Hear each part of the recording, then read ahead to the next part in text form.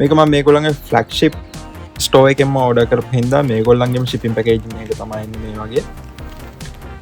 මේක ඇතුලේ තමයි මේගොල්ලන්ගේ රිටේල් බොක්ස් එක තියෙන්නේ. මේ තියෙන්නේ මේගොල්ලන්ගේ රිටේල් බොක්ස් එක. මේක සරල බොක්ස් එකක්.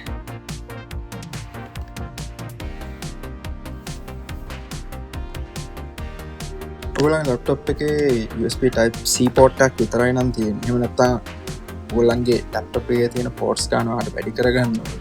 එහෙමත් නැත්නම් ඔයගේ මොබයිල් ෆෝන් එකේ type C තියෙන මොබයිල් ෆෝන් එකේ එහෙම නැත්නම් ටැබ් එකේ ඔයගොල්ලන්ට වීඩියෝ අවුට්පුට් එක කේබල් එකක් කරා HDMI හරහා එළියට දෙන්න ඕන TV එකකට හෝ මොනිටර් එකකට. එහෙම නැත්නම් ඔයාලට USB pen drive එකක් එහෙම නැත්නම් keyboard එක mouse එකක් ඕන දෙයක් කනෙක්ට් කරගන්න ඕන නම් ඔයාගේ මොබයිල් device එකට වාසිදායක විසඳුමක් තමයි මම අද අරගෙන ආවේ. මේක Vention 6-in-1 USB-C docking station එක. මොඩල් එක තමයි TGNHB. අද අපි මේක අන්බොක්ස් කරලා මගේ එක්ස්පීරියන්ස් එක මේකත් එක්ක බලමු. එතකොට මෙතනින් මේක ඕපන් කරගන්න පුළුවන්.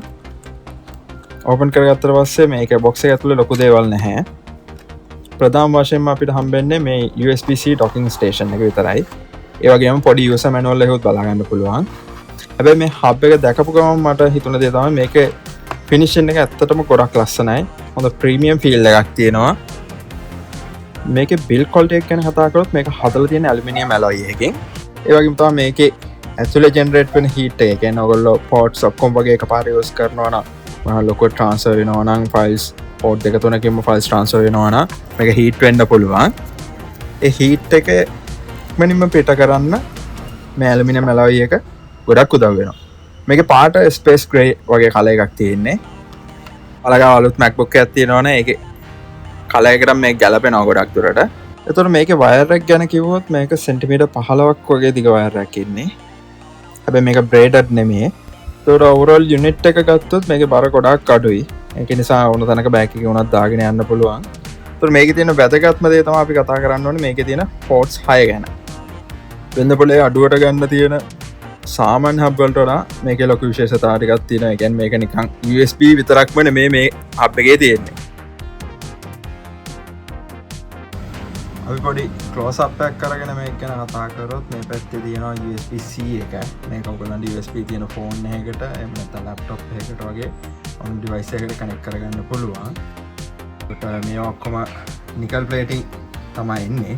පළවෙනි පෝට් එක ගත්තොත් මෙතන තියෙනවා power delivery port එකක්. ඒ කියන්නේ 100 watt වෙනකන් power එක deliver කරන්න පුළුවන්. මේකට ඔයගොල්ලන් charge එකක් ගහන්න පුළුවන්. charge එකක් ගහලා මේ පැත්තට connect කරන device එක charge කරන්න පුළුවන්. එනවා මේක phone එකට ගහනවා නම් අපි තුමුකෝ මෙතන HDMI එකට monitor එකක් connect කරලා තියෙනවා. එතකොට මේක phone එකට ගැහුවට පස්සේ phone එක charge කරන්න වෙන විදිහක් නැහැනේ. එතකොට ඔයගොල්ලන්ට මේකට charge එක ගහලා phone එකක් charge වෙනවා. මෙතනින් HDMI output එකක් එනවා. ඒ කියන්නේ video output එකකුත් එනවා. එතකොට මේ video output එක ගත්තොත් එහෙම 60 Hz 4K video output එකක් තමයි තියෙන්නේ. 60 Hz එකක් ගද්දී තියෙන ප්‍රධාන වාසි දෙකක් තියෙනවා. එකක් තමයි 60 Hz කියන්නේ ටිකක් අලුත්. තරමක් දුරට අලුත් මේ වගේ කනෙක්ටර්ස් වලට. එතකොට ගොඩාක් ඩිවයිස් වලට කම්පැටිබල් වෙනවා. ඒකට බය වෙන්න දෙයක් නැහැ. දැන් 30 Hz එකක් වගේ ගත්තොත් ටිකක් පරණ හින්දා අපිට ෂුවර් නැති වෙනවා සමහර ඩිවයිස් වලට මේක වැඩ කරයිද කියලා. දැන් මම මේක iPhone 15 එකක් එක්ක චෙක් කරලා බලුවා. හොඳටම වැඩ. එතකොට අනිත් එක තමයි ඉතින් ස්මූත් වීඩියෝස් ප්ලේ වෙනවා. ඒ කියන්නේ මොනිටර් එකකට මොකක් හරි කනෙක්ට් කරලා mouse movement ඒ දේවල් එහෙම පොඩ්ඩක් ස්මූත් වැඩ කරනවා. ඊට පස්සේ මෙතන තියෙනවා 3.0 USB ports දෙකක්. මේවා එතකොට high speed USB ports data transfer කරන්න පුළුවන්.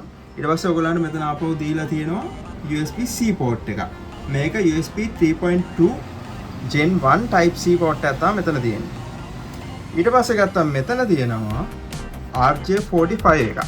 ඔයගොල්ලන්ගේ network cable එක කියන්නේ ඔයගොල්ලන්ගේ device එක network කරනවනේ. එහෙම නැත්නම් ඔයගොල්ලන්ගේ internet cable එක මේකත් මේ 1000 Mbps speed එකකට වැඩ කරන්න පුළුවන් මේකට. මේ port තුනම ඒ කියන්නේ USB-C එකයි මේ USB port එකයි මේ USB-C port එකයි 5 Gbps ස්පීඩ් එකකින් වැඩ කරනවා. මේ තියෙන ශයිනින් පාර්ට් එක කියන්නේ නිකල් වගේ තියෙන පාර්ට් එක පොඩ්ඩක් හීරෙනවා. මේක එද්දි ඔයගොල්ලෝ දකින්න ඇති Pepsi එකේ තිබ්බේ body protector එකක් ගහලා ෂයින් කරාම මේක දැන් දවස් 3ක් විතර වගේ තමයි පාවිච්චි කරලා තියෙන්නේ. මේක හීරනවා හොඳටම. මම මේක මගේ ලැප් එකට වගේම ෆෝන් එකට කනෙක්ට් කරලා TV එකට වීඩියෝ අවුට්පුට් ඒ වගේම මගේ මොනිටර් එකකට වීඩියෝ අවුට්පුට් try කරලා බැලුවා. මගේ ෆෝන් එක මම පාවිච්චි කරලා බැලුවේ මේකට iPhone 15 එක කිසිම අවුලක් නැතුව වැඩ කරනවා. ඒ වගේම තමයි මගේ Android ෆෝන් එකත් ගහලා මම මේකේ data transfer කරලා බැලුවා ස්පෙක් කිසිම වෙනසක් නැතුව උඩරින්ම හම්බ වෙනවා.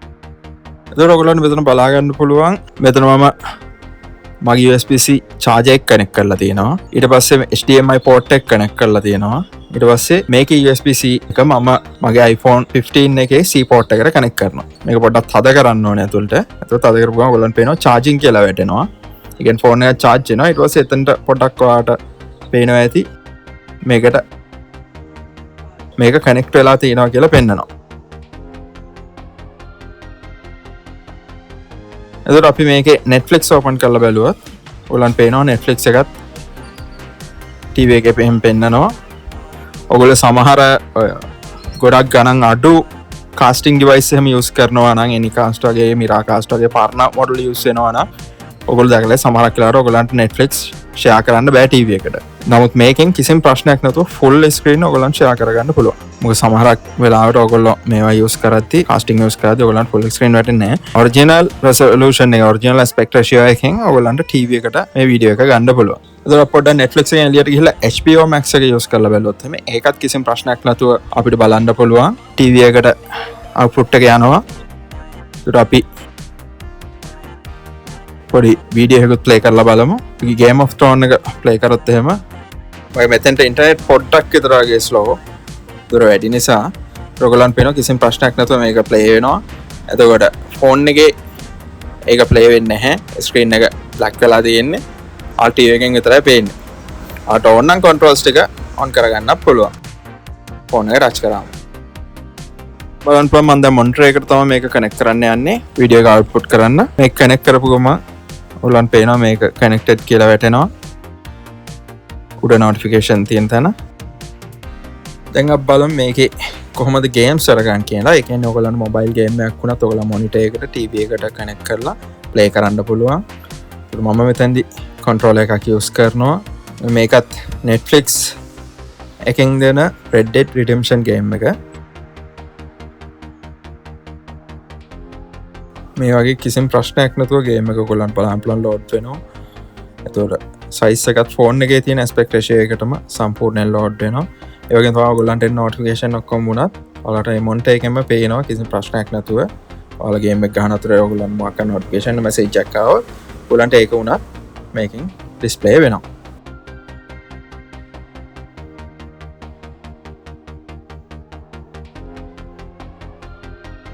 එතකොට මේක ඔයගොල්ලන්ට පේනවා ඇති කිසිම ප්‍රශ්නයක් නැතුව හොඳ ස්මූත් ගේම් එක රන් වෙනවා.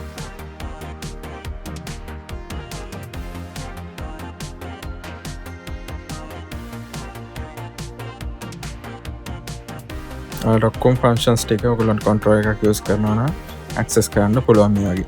හැබැයි මතක තියාගන්න සමහරක් මොබයිල් ගේම්ස් කන්ට්‍රෝලර්ස් සපෝට් කරන්නේ නැහැ. ඒක හරියටම බලලා ගන්න ගේම් එක ඔයගොල්ලෝ ප්ලේ කරන්න ගත්තී. ඒ වගේම තමයි හැබැයි Android වගේ ෆෝන් එකක් යූස් කරනවා නම් ඔයගොල්ලන්ට තව ක්‍රමයක් තියෙනවා. natively ඒ කියන්නේ originally support කරන්නේ නැති controller support කරන්නේ නැති game වලට මේක පාවිච්චි කරන්න. ඒ කියන්නේ especially මේ games Nova 2 Lite එකේ ඒ feature එක තියෙනවා. Android වලට විතරයි හැබැයි.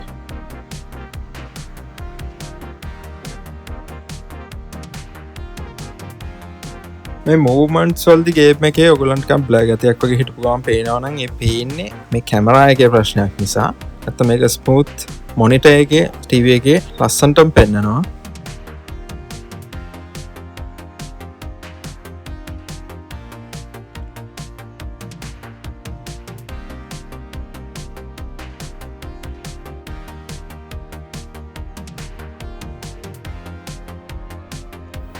අපි අවසාන වශයෙන් මේකේ හොඳ සහ නරක පැති දෙකම කතා කරොත් 4K 60Hz ඩිස්ප්ලේ අවුට්පුට් එකක් තියෙනවා හොඳ දේවල් විදියට. එතකොට තව 100W power delivery support කරනවා. Gigabit Ethernet port එකක් තියෙනවා. ඒ වගේම Type C port එකකුත් වෙනම ලැබෙනවා අර USB port එකට අමතරව. හැබැයි මේකේ SD card හෝ micro SD card reader එකක් නැහැ. ඔයා කැමරා memory card නිතරම පාවිච්චි කරන කෙනෙක් නම් මේකේ card reader එක නැති එක පොඩි පාඩුවක් වෙන්න පුළුවන්. ඔයාට memory card reader එක වැඩි පාවිච්චි වෙන්නේ නැත්නම් හැබැයි හොඳ smooth 60Hz display එකක් සහ වේගවත් internet cable ඒ වගේම USB port ඕන නම් මේක තමයි මිලට ගන්න තියෙන සුපිරිම quality 6-in-1 hub එක.